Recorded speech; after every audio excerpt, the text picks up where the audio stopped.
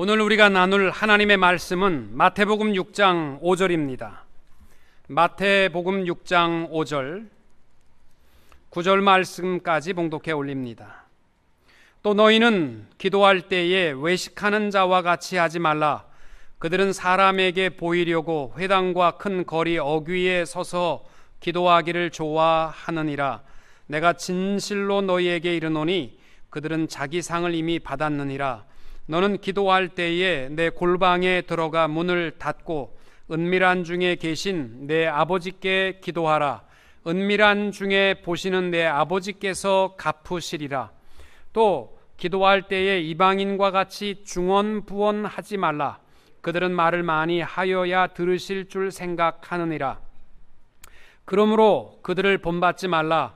구하기 전에 너희에게 있어야 할 것을 하나님 너희 아버지께서 아시느니라. 그러므로 너희는 이렇게 기도하라.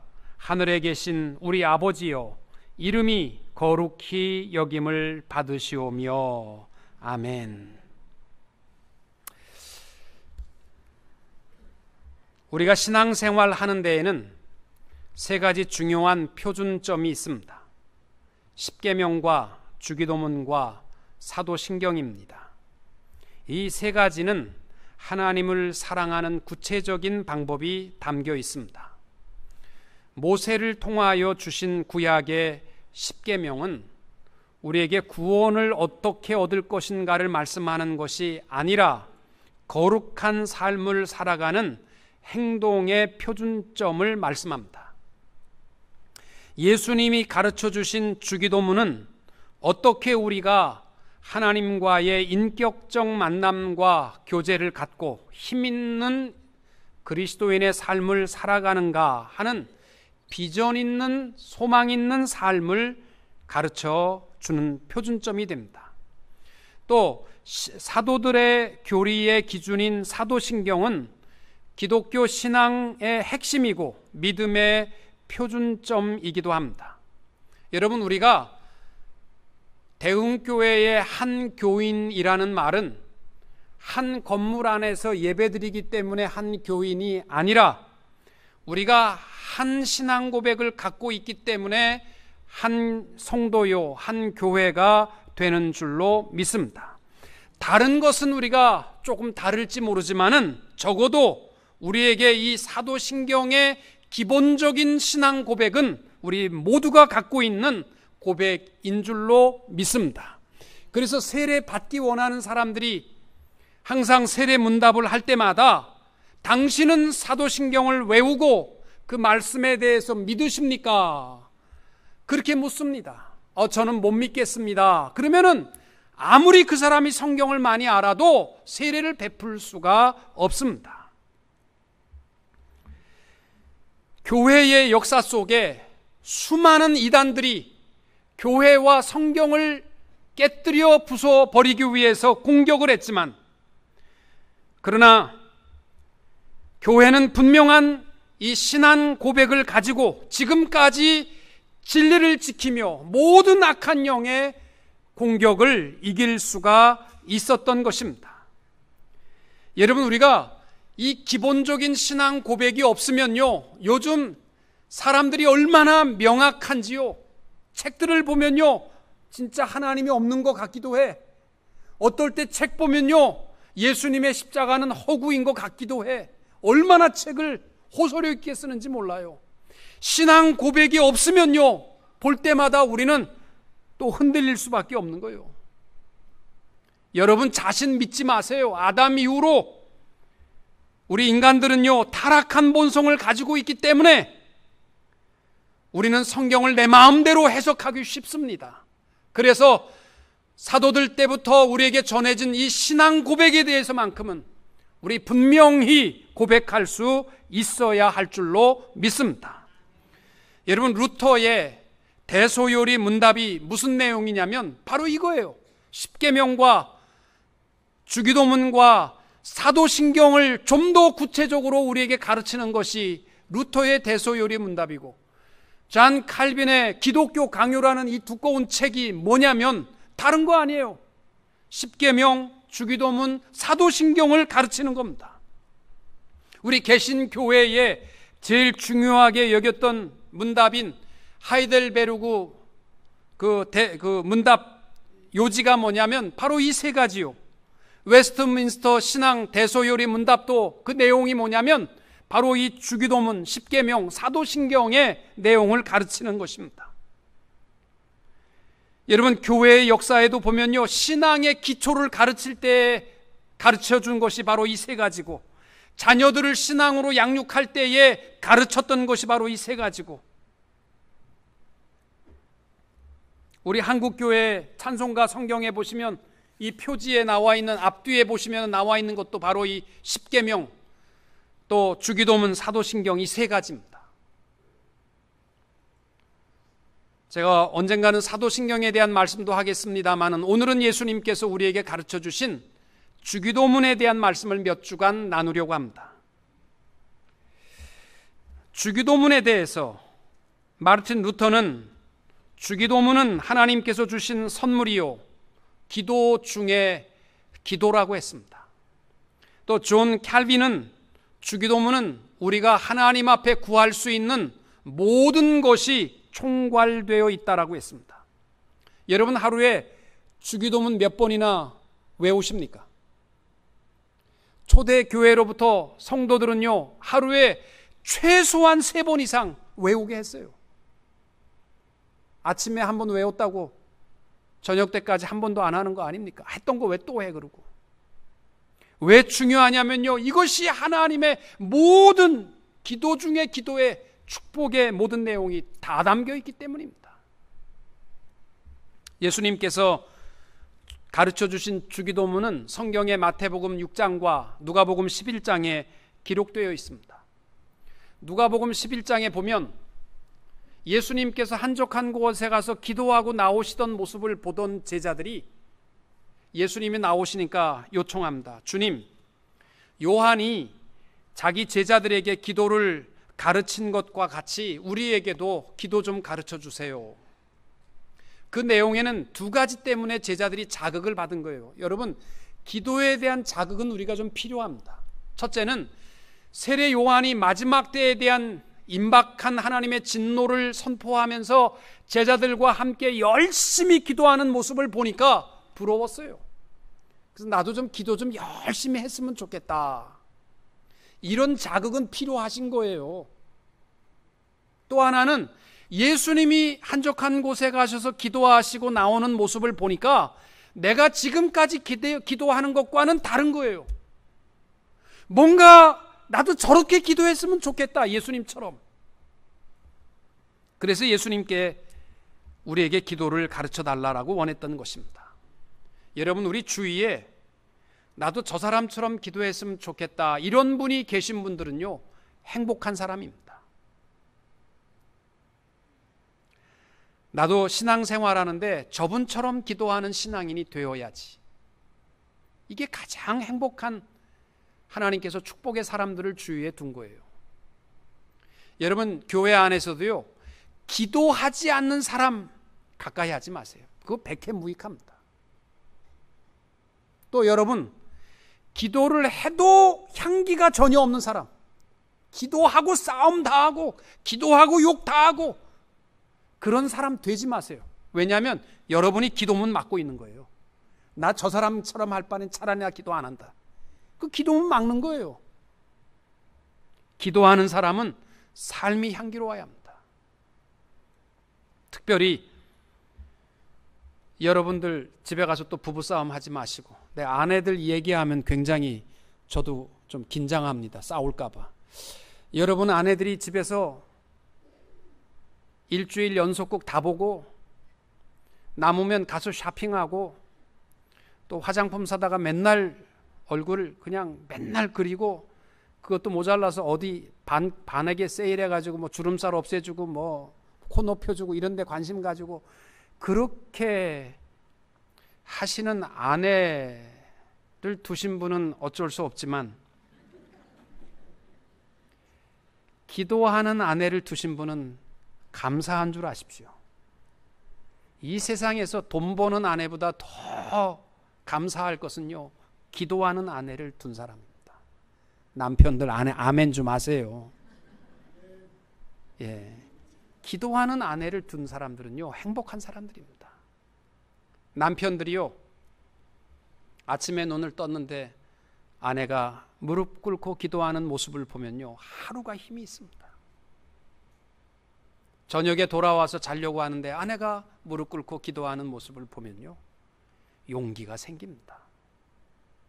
뭐 그래도 기도 안 하고 화장만 하신다면 하세요. 뭐 어쩔 수 없지, 뭐 어떡하겠어요. 근데 제가 이렇게 보면 목회를 하면서 기도하는 사람의 영향력은 굉장히 큽니다. 교회 안에서 기도하는 사람이 말썽 피면요, 그 영향력은 굉장히 지대하게 커요. 또 기도하는 사람이 헌신하면요, 모두가 다 헌신하는 교회가 되는 걸 보면서 아, 기도하는 사람의 영향력은 그렇게 중요한 거구나. 저희 아버님이 어렸을 때 저희들에게 늘 얘기하신 목사님이 전계은 목사님이라는 분입니다. 함경도 구고산에서 목회하셨는데 저희 아버님이 청년 때 청년들 수련회를 가면은 그 산꼭대기에 수련회 하러 올라오면 배고프니까 밥부터 할 거 아니에요. 그럼 목사님, 내가 도착했으니까 기도하고 우리 밥 먹으면 좋겠다. 그리고 도착하면 목사님이 가셔서 숲속에 가서 기도하시는데 밥 다 해놓고 식었는데도 안 오시는 거예요. 목사님이 이제나 오실라나 저제나 오실라나 기다렸는데 저녁 때가 돼도 안 내려오시는 거예요. 그 자리에 밤새고 일어났는데도 그 자리에 앉아 계시는 거예요. 3일이 지났어도 그 자리에 앉아서 기도하고 계시는 거예요. 할 수 없이 3일 지나고 내려갔다가 올라와 토요일 날이어서 목사님 토요일이래, 내일 주일 내려오셔야 돼요. 그러면 그때 일어나시면서 밥 먹자 그러신대요. 여러분, 그런 깊은 영성의 기도 부럽지 않으십니까? 옆에서 캔디 소리만 나도 눈 떠, 누구야? 빨리 캔디 내놔. 그런, 우리 신앙의 선조들 가운데 이렇게 기도하는 목사님들이 계신 것은 우리의 축복입니다. 그러나 기도에 가장 모범이 되시는 분은 예수님이십니다. 사실 이 땅 위에서 기도를 가장 많이 하시는 분이 예수님이시고요, 이 땅 위의 사람들 가운데에서도 기도하지 않아도 되실 사람이 있다면 딱 한 분, 예수님밖에 없으셨어요. 왜? 그분은 죄가 없으셨어요. 그럼에도 불구하고 예수님은요, 제자들은 자러 들어갈 때 예수님은 기도하러 산에 가시다. 밤이 맞도록 기도하시고 새벽 미명에 일어나셔서 주님은 기도하셨습니다. 그리고 지금 부활하시고 승천하셔서 하나님 보좌 우편에서 뭐하고 계셔요? 지금도 우리를 위하여 친히 간구하고 계신다. 주님은 기도예요. 삶이 기도시에요. 근데 우리들은 기도하지 않아도 건강하고, 기도하지 않아도 사업이 잘 되고, 돈벌이도 좋고, 기도하지 않아도 사람들이 나를 목사와 장로로, 권사로 존경하고, 기도하지 않아도 자식들이 잘 되고, 그러니까 기도 안 하고 살아가는 사람은 미안하지만 굉장히 교만한 사람입니다. 하나님의 은혜를 은혜로 여기지 못하는 사람입니다. 예수님께서 우리에게 주시는 너희는 이렇게 기도하라 하신 주기도문을 여러분 새롭게 바라보시고 우리의 기도의 삶이 풍성해지고 기도의 삶이 바뀔 수 있게 되시기를 주님의 이름으로 축원합니다. 예수님께서 9절에 너희는 이렇게 기도하라 하시기 바로 앞에 보면 7절에 기도할 때에 이방인과 같이 중언부언하지 말라. 그들은 말을 많이 하여야 들으실 줄 생각하느니라. 중언부언하지 말고 너희는 이렇게 기도하라는 거예요. 그런데 불구하고 오늘날 교회들마다 성도들마다 가장 중언부언 많이 하는 도구가 주기도문이에요. 의미가 뭔지도 모르고 그냥 외우고 있어요. 졸다가도 주기도문 하면 예배 끝난 줄 알고 있고, 저는 그게 싫어서 새벽마다 그거 안 하고 여러분 스스로 하라고.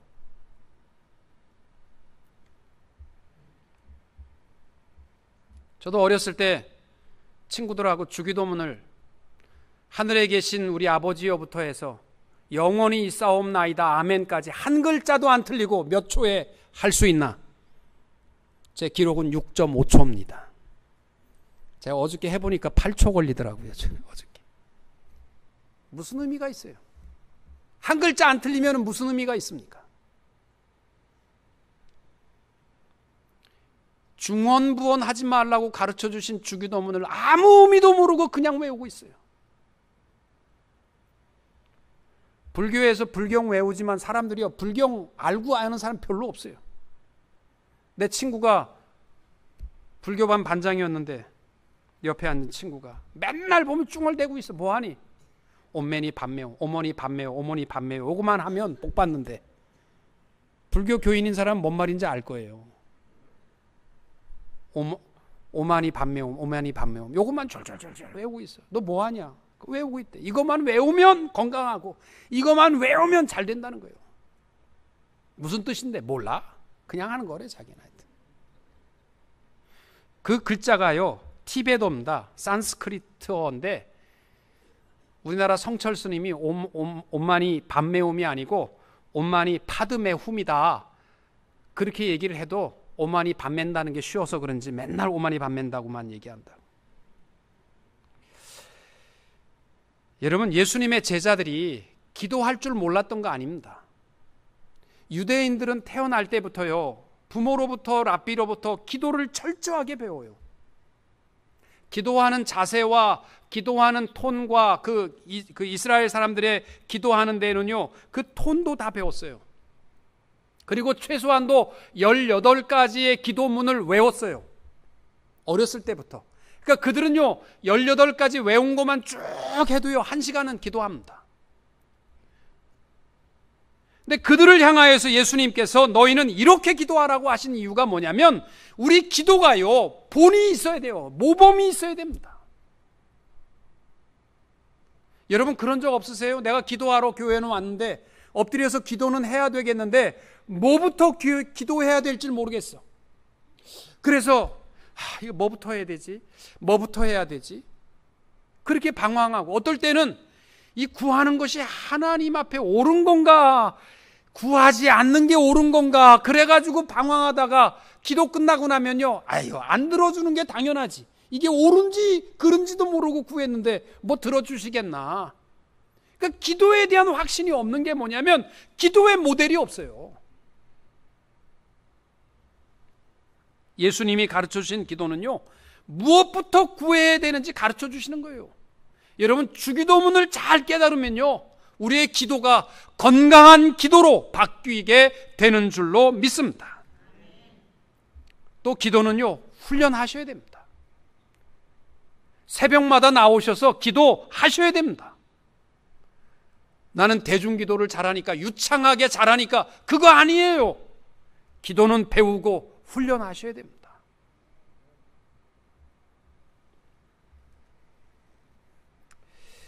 사람들이요 기도가 하나님과 대화하는데 뭐 배울 게 있어 그렇게 말하는 사람 기도시키면요 다 도망가고 안 와. 대표 기도시키면 떠든 뭘 구해야 될지 모르고. 기도는요 훈련하셔야 됩니다. 저는 어렸을 때 저희 집이 교회 지하실에 살았기 때문에 기도원 밖이 바로 옆에가 저희 방이었습니다. 화장실 가려면 옛날에는 기도원, 기도실로 이렇게 지나가는데 그 복도 나가지고 나중에는 이제 밖으로 다녔는데 저녁마다 저는 기도를 들으면서 잤습니다. 그런데 나도 기도하고 싶은데 누구를 따라 기도를 해야 되겠나? 교회 권사님 가운데에서 저를 가장 이뻐하시고 저한테 먹을 것도 늘 사다 주시고 늘 저에게 베풀어 주신 권사님의 기도를 좀 닮아야지. 그래서 그 권사님 기도하는 것을 많이 봤습니다. 지금도 제가 기도하는 습관이 하나 있어요. 또 여러분 기도 시간에 저만 보지 마십시오. 저는 찬송할 땐 옆으로 흔듭니다. 그 권사님이 그랬던 것 같아. 기도할 때는 저는 앞으로 흔들어요. 그 권사님이 앞으로 흔들어가지고. 그 이상해. 근데 그냥 쳐서 찬송하려면 뭔가 좀 어색해서 자꾸 이렇게 그 권사님처럼 따라합니다. 뭐 그런 훈련을 얘기하는 건 아니지만 우리가요 어떻게 기도하고 어떻게 주의 음성을 들을 수 있는가도 훈련하셔야 되고, 또 어떻게 하나님이 기뻐하시는 기도를 드리는가도 훈련하셔야 돼요. 그리고 기도는 우리의 삶 자체에 이어야 합니다. 로이드 존스 목사님은 말하기를, 인간은 무릎을 꿇고 하나님과 마주하고 앉을 때에 가장 위대하고 가장 높아진다. 믿으시기 바랍니다. 하나님 앞에 무릎 꿇을 때에 가장 높아집니다. 잠언 8장 17절, 나를 사랑하는 자들이 나의 사랑을 입으며 나를 간절히 찾는 자가 나를 만날 것이니라. 아멘. 우리의 삶이 승리하기 원하시면 삶이 기도가 되시기를 축복합니다. 예수님께서 기도를 가르치시면서 이렇게 기도하라. 그리고 기도의 첫 문장이 뭐냐면 하늘에 계신 우리 아버지요. 이거 여러분 꼭 기억하셔야 됩니다.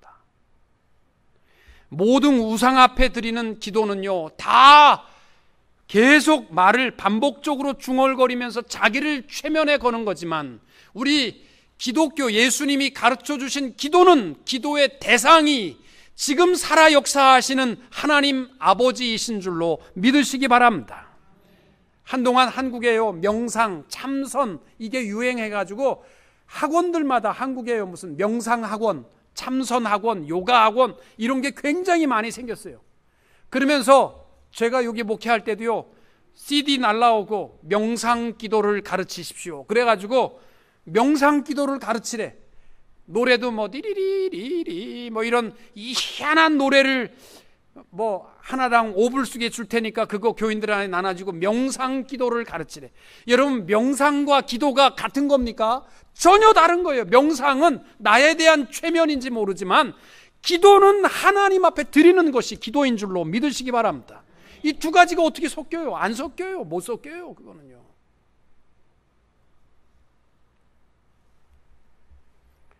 우리 기도할 때 여러분 기억하실 것, 밀러라는 분이 이렇게 얘기했습니다. 하늘에 계신 우리 아버지여, 이 기도의 시작문은 기도의 황금문이다. 모든 하나님 앞에 나아가기 원하면 반드시 이 황금문을 통과해야만 하나님 앞에 구할 수 있다는 거예요. 그 황금문이 하늘에 계신 우리 아버지요. 이거 통과해야 합니다. 하늘에 계신, 이 말이 무슨 뜻이냐면 우리 푸른 창공을 의미하는 것이 아니라, 비행기 타고 3만 피트를 올라가도 안 계시는데 어떻게 하늘에 계신 하나님이라고 하느냐, 이렇게 질문하는 분들도 있는데 그러한 뜻이 아니에요. 마태복음 안에 하늘에 대한 단어가 34번 나오는데 그것은 창공을 의미하는 것이 아니라 하나님의 존재의 초월성, 신적 공간의 의미를 포함하는 것입니다. 의미하는 것입니다. 그래서 하늘에 계신이라는 말 속에는요, 온 우주 만물을 말씀으로 창조하시고 못할 것이 없는 전능하신 하나님이라는 것을 믿고, 내가 할 수 없어도 하나님은 다 하실 수 있는 것을 믿고 구하는 것이 하늘에 계신이라는 고백입니다. 여러분, 기도할 때 내 생각에 될 것 같은 것만 구하지 마시고, 내 생각에 이거는 의학적으로 불가능하다 그럴지라도 하늘에 계신 이거 고백하면 우리가 무슨 기도든 하나님 앞에 할 수 있게 되는 줄로 믿습니다. 또 아버지여라는 말, 이것도 중요한 단어입니다. 여러분, 지금 우리 기도의 대상은 하나님이시고 구하는 사람은 주워온 사람이 아니고 하나님의 자녀로서 당당하게 하나님 아버지께 구하는 것, 이것이 바로 내가 구하는 기도라는 뜻입니다. 우리가 예수 그리스도를 영접하고 그의 대속적 십자가와 부활을 믿으시면 우리에게 주어진 특권이 하나님을 향하여 아바, 아버지라 부를 수 있는 자녀의 특권을 주신 줄로 믿으시기 바랍니다. 그래서 예레미야스라는 신학자는 말하기를, 하나님을 향하여 아빠, 이 한마디 속에는 그리스도가 누구이신가를 알 수 있는 기독론이 담겨 있고 하나님이 누구이신가를 알 수 있는 신론이 다 포함되어 있는 단어라고 했습니다. 여러분, 우리 기도할 때요, 무슨 옆집 아저씨한테 구걸하듯이 구하는 거 아닙니다. 내 아버지께 아들로서 당당하게 구하는 것이 우리의 기도가 되어야 할 줄로 믿습니다. 원래 우리는요, 본래 우리는 범죄한 아담 이후로 마귀의 자식으로 태어났습니다. 요한복음 8장 44절에 보면 너희는 너희 아비 마귀에게서 났으니 너희 아비의 욕심대로 너희도 행하고자 하느니라. 그는 처음부터 살인한 자요, 진리가 그 속에 없으므로 진리에 서지 못하고 거짓말할 때마다 제 것으로 말하나니 이는 그가 거짓말쟁이요 거짓의 아비가 되었음이라. 죄 중에 태어난 사람들은요, 쾌락과 죄 짓는 것이 자유라고 생각하고 이것이 내가 누릴 특권이라고 생각하지만 요한복음 말씀에 보면 그것이요, 죄 가운데 태어난 마귀의 자식들의 특징이라는 거예요. 그래서 로마서 5장에 보면 죄의 종이 되어 태어난 사람들은 죄를 인생의 쾌락으로 삼는다는 거예요. 그러한 우리들이 어떻게 바뀌었습니까? 로마서 5장 10절에 보면 우리가 원수 되었을 때에 그의 아들의 죽으심으로 말미암아 하나님과 화목하게 되었다. 예수 때문에 우리는 마귀의 자식이 하나님의 자녀가 된 줄로 믿으시기 바랍니다. 갈라디아서 4장 4절 이하에 보면 이렇게 되어 있습니다. 때가 참에 하나님이 그 아들을 보내사 여자에게서 나게 하시고 율법 아래에 나게 하신 것은 율법 아래에 있는 자들을 속량하시고 우리로 아들의 명분을 얻게 하려 하심이라.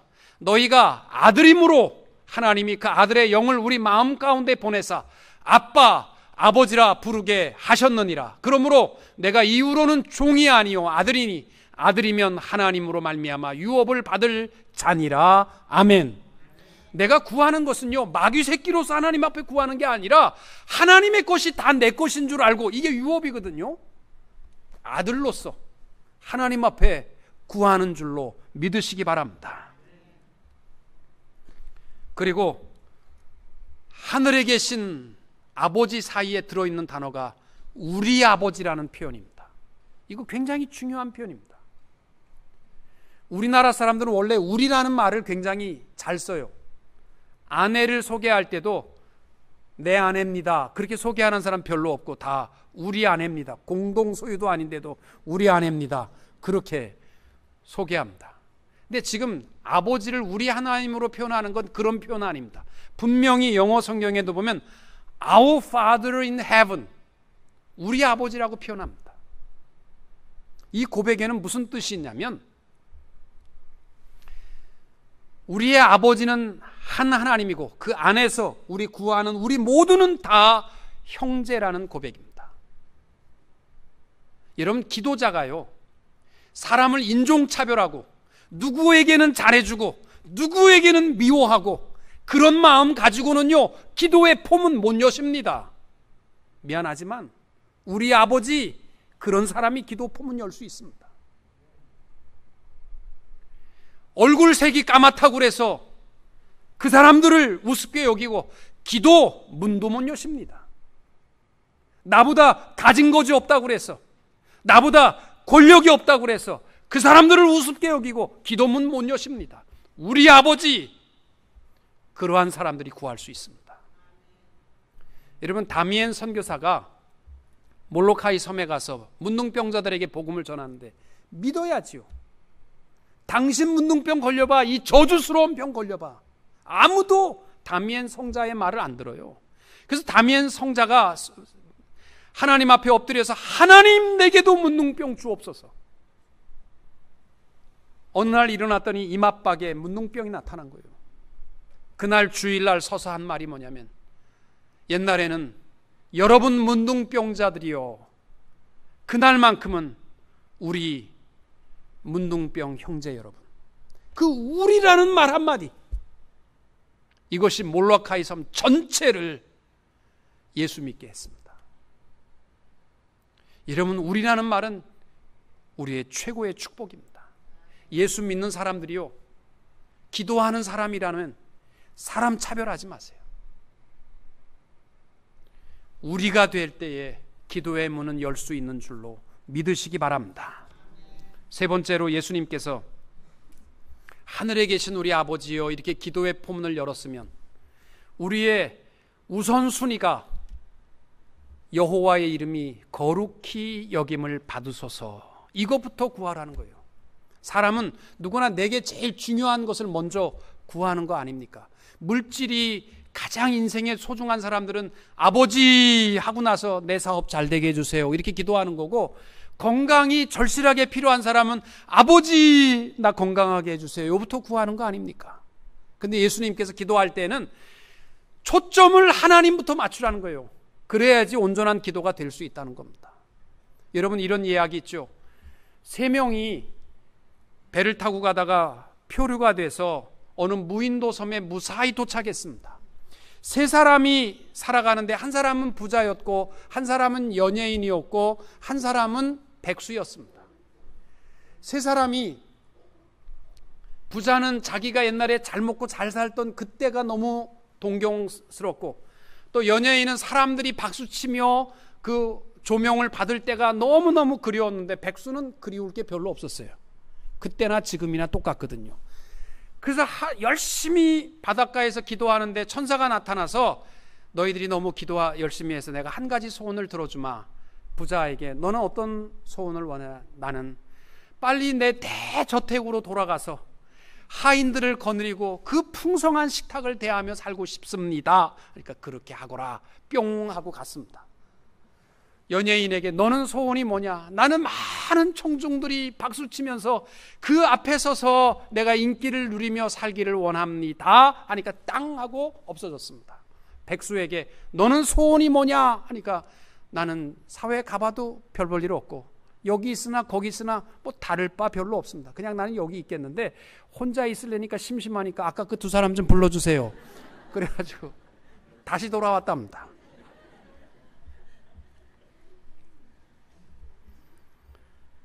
여러분, 우리에게 있어서 소중한 것부터 구하게 되어 있는데, 주님께서요 우리 기도를 가르치면서 그 다음에 이제 다음 주부터 살펴볼 네 가지 간구의 핵심이 나오는데, 그 전에 초점을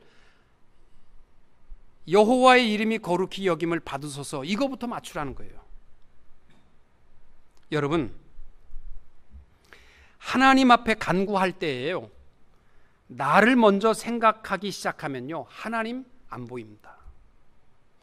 그리고 하나님을 본다 한들 내 생각과 가치관에 의해 변형된 하나님을 내가 자꾸 만들어갑니다. 그래서 예수님은 기도할 때 나부터 초점을 맞추지 말라는 거예요.